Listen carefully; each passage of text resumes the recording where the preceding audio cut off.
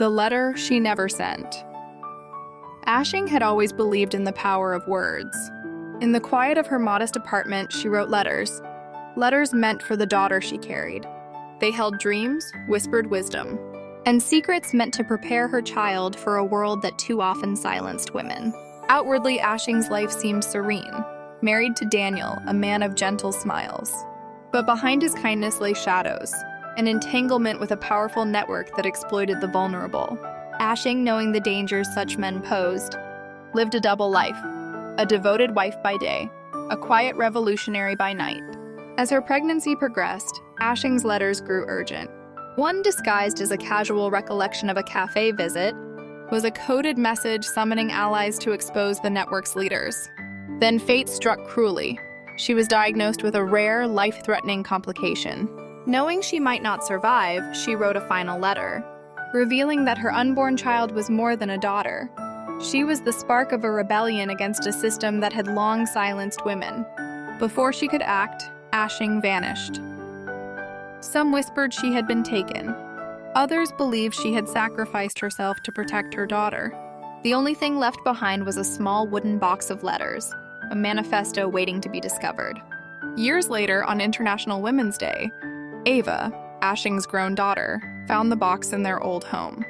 As she unfolded each fragile page, she uncovered not just a mother's love, but a hidden truth.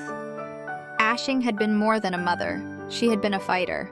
One letter in particular sent shivers down Ava's spine.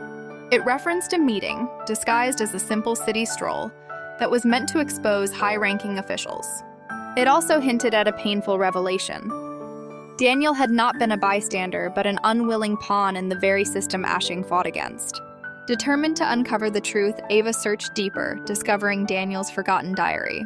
His entries revealed a man caught in an oppressive web, racked with guilt but too weak to break free. He had tried to protect Ashing but ultimately failed. But the greatest twist lay in Ashing's final, unsent letter. With raw honesty, she confessed that her disappearance had not been a tragedy, but a sacrifice.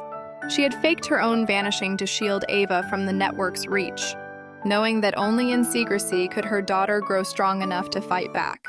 The revelations left Ava reeling. The woman she had always known as a gentle, almost invisible presence had in truth been a warrior. Inspired, Ava resolved to continue her mother's unfinished battle. With the letters and diary as her guide, she sought allies among those silenced, betrayed, and forgotten. On International Women's Day, standing before a packed hall, Ava read Ashing's words aloud. Every sentence was a reckoning, a call to arms against the forces that thrived in silence. The crowd listened in stunned silence until finally, the facade of the corrupt network began to crumble. As those in power scrambled to discredit her, an investigative journalist stepped forward, armed with evidence confirming Ashing's fight. The system that had once seemed untouchable unraveled under the weight of undeniable truth. Tears mixed with cheers as Ava realized her mother's letter had never truly been unsent. It had merely been waiting for the right hands. Ashing's voice, once silenced, now echoed through every woman who refused to be quiet. And on that day, as the sun broke through the clouds, the legacy of Ashing became more than words on fragile paper.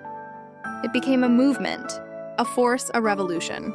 Today, as we remember Ashing's story, let it be a reminder to all women: your voice matters. Your story holds power. Even the words left unsaid can spark a revolution. Share this story. Let it reach the women who need to hear it. Let it inspire those who still hesitate to speak. Because when one woman's truth is told, it becomes a voice for many.